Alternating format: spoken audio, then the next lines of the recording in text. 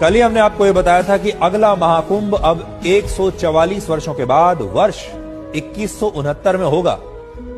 तब तक आप शायद जीवित नहीं होंगे, और इसलिए अगर इस बार के महाकुंभ में आपने ये पवित्र स्नान नहीं किया तो ये अवसर आपके जीवन में दोबारा कभी नहीं आएगा। महाकुंभ का आयोजन 13 जनवरी से 26 फरवरी के बीच 45 दिनों तक चलने वाला है, और आपके पास इसमें शामिल होने के लिए अब भी काफी समय है।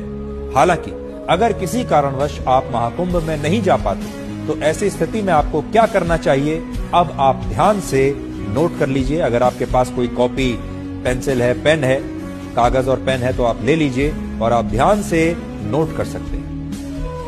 मैं धीरे धीरे बताऊंगा ताकि आप अच्छी तरह से समझ सकें, और चाहें तो नोट भी कर सकते हैं, और नहीं तो आप ये जो वीडियो है इसे आप रिकॉर्ड भी कर सकते हैं। पहला, अगर कल ही हमने आपको यह बताया था कि अगला महाकुंभ अब 144 वर्षों के बाद वर्ष 2169 में होगा।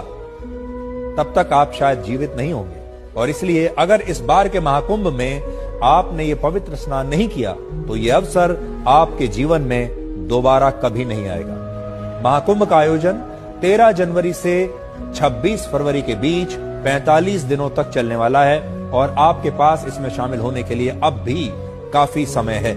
हालांकि अगर किसी कारणवश आप महाकुंभ में नहीं जा पाते तो ऐसी स्थिति में आपको क्या करना चाहिए, अब आप ध्यान से नोट कर लीजिए। अगर आपके पास कोई कॉपी, पेंसिल है, पेन है, कागज और पेन है तो आप ले लीजिए और आप ध्यान से नोट कर सकते हैं। मैं धीरे धीरे बताऊंगा ताकि आप अच्छी तरह से समझ सकें, और चाहें तो नोट भी कर सकते हैं, और नहीं तो आप ये जो वीडियो है इसे आप रिकॉर्ड भी कर सकते हैं। पहला, अगर कल ही हमने आपको यह बताया था कि अगला महाकुंभ अब